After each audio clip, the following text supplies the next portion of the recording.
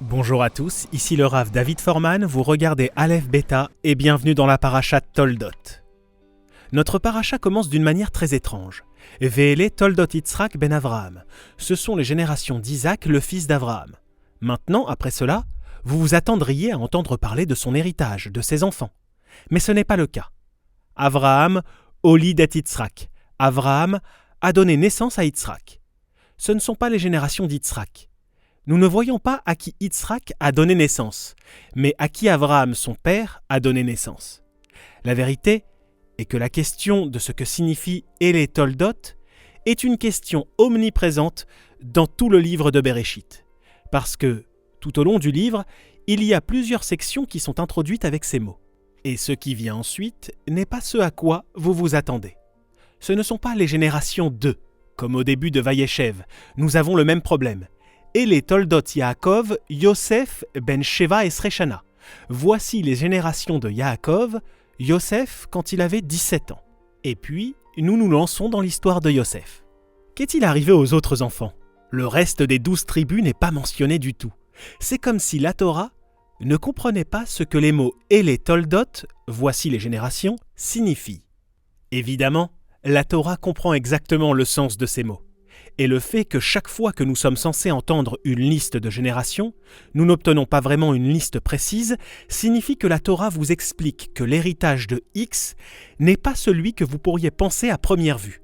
Et pour commencer à avoir une idée de la façon dont cela pourrait fonctionner, je veux vous ramener à la toute première de ces sections, Ele Toldot. Ele Toldot Hashamaim ve'haaretz. Ce sont les générations du ciel et de la terre telles qu'elles ont été créées. C'est une chose étrange à dire. Le ciel et la terre sont des objets inanimés. À quoi pourraient-ils donner naissance ? Cela semble un peu incohérent. Eh bien, c'est peut-être là toute la question. Le ciel et la terre, aussi inimaginables que cela puisse paraître, ont un héritage. Tout ce que vous êtes sur le point d'entendre dans cette histoire de la création va vous être raconté du point de vue du ciel et de la terre en tant que parents. Tout vient d'eux. Pensez-y de cette façon. Si vous pensez au ciel et à la terre en tant que parents, quand le ciel et la terre sont-ils devenus fertiles, pour ainsi dire ? Sous la pluie. Écoutez les mots suivants. Au début, c'était stérile.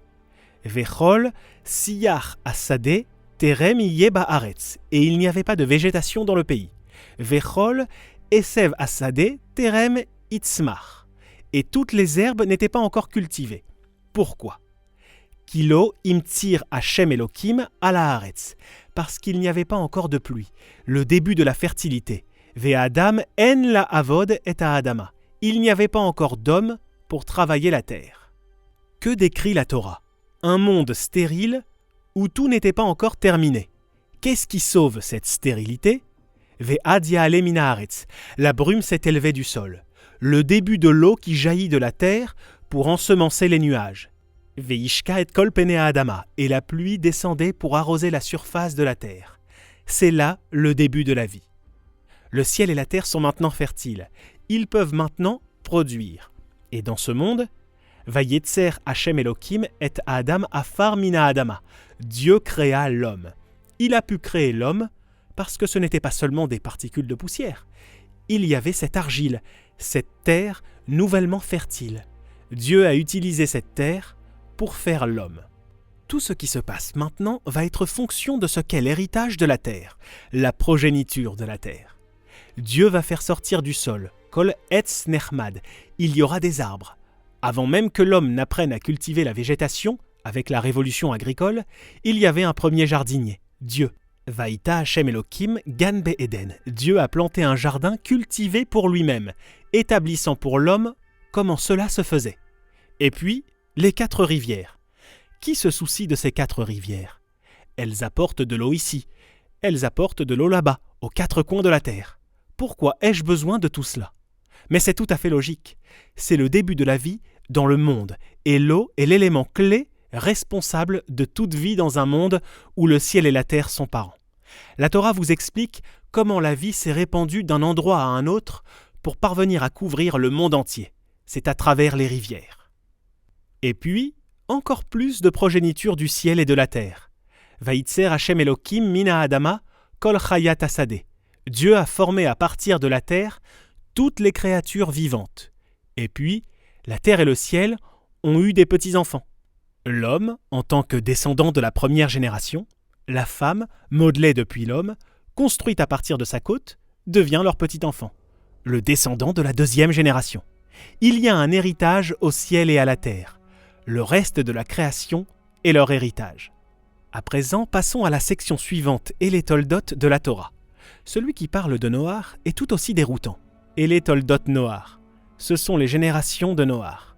On s'attend évidemment à entendre parler de ses enfants, mais la première chose dont nous entendons parler, c'est de lui. Noach, Ish Tzadik Tamim Haya Bedorotav.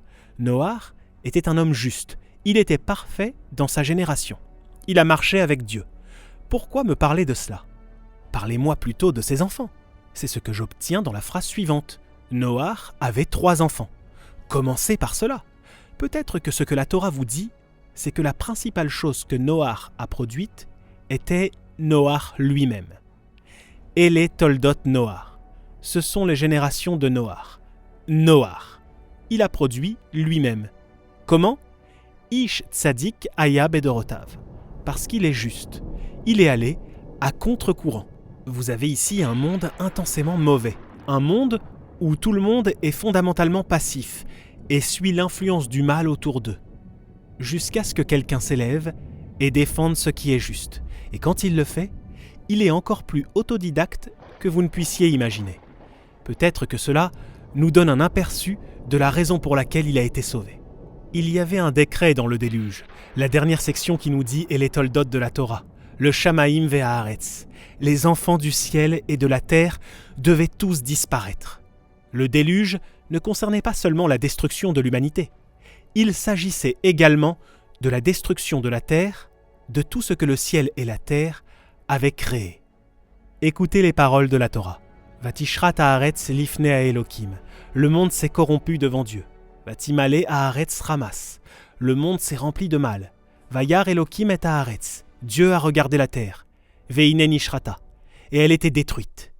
La terre était corrompue et détruite. Le décret de destruction concernait le monde entier, la terre et l'humanité qui y vivait, à l'exception de la seule personne qui s'est mise à part, qui, oui, biologiquement, était un enfant du ciel et de la terre, comme le reste d'entre eux, mais qui était aussi l'homme juste, autodidacte, qui, grâce à ce mérite, a survécu. Alors, que sont les Toldot ? Oui, ça peut être les générations biologiques, mais généralement, c'est plus que cela.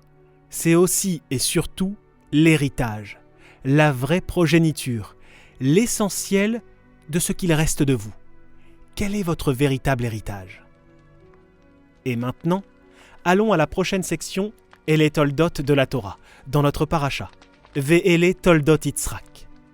Je veux suggérer que notre Ele Toldot est le pendant direct de Noach. Ce sont les générations d'Yitzhak. De quoi parlait la vie d'Yitzhak ? Quel a été son héritage ? Parmi tous les ancêtres, celui que nous connaissons le moins est Yitzhak. Nous ne savons presque rien de lui. La plus grande chose qui lui soit arrivée, c'est ce qui lui arrive alors qu'il n'est qu'un objet passif, quand il est presque sacrifié sur l'autel. Il laisse Abraham, son père, faire ce qu'il veut de lui. Mais qui était vraiment l'homme Yitzhak ? L'indice réside dans une partie souvent négligée de notre paracha. Les histoires apparemment triviales sur les puits. Yitzhak a creusé des puits. Et puis, il l'a fait plutôt bien. Les Philistins avaient bouché les puits de son père Abraham. Alors Yitzhak les a creusés à nouveau. Et ils les ont encore bouchés. Alors Yitzhak les a recreusés encore. Quel est l'intérêt de ce récit ? Toute la réponse à notre question se cache ici. Quel est le défi d'un enfant, d'un grand innovateur ? Souvent, c'est de porter l'innovation à la prochaine génération. Les grands hommes d'affaires qui bâtissent des entreprises voient souvent leur travail détruit lors de la transition et la succession par la génération suivante. Le passage de témoin n'est pas toujours évident et les héritiers ne sont pas toujours suivis et acceptés. Vous savez, Théodore Herzl était génial, mais si David Ben-Gourion ou Golda Meir n'avaient pas suivi derrière, il n'y aurait pas eu d'État d'Israël aujourd'hui. Quelqu'un a dû reprendre le flambeau. Yitzhak s'attelle à reprendre le flambeau, à consolider l'héritage d'Abraham. Il recreuse les puits pour garder la vision de son père vivante une génération de plus. S'il y parvient, la vision se fait réelle. Elle a des racines, elle se prolonge, elle survivra.